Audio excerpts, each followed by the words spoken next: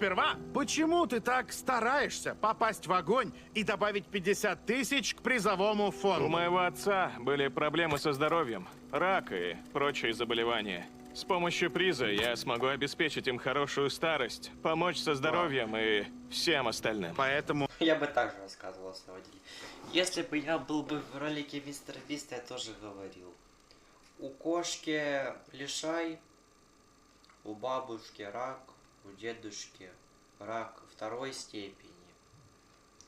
Что там еще? У всей семьи рак, кошки лишай, блохи, нужны деньги на операцию. Это все по факту. ты хочешь увеличить приз, хочешь попасть в огонь.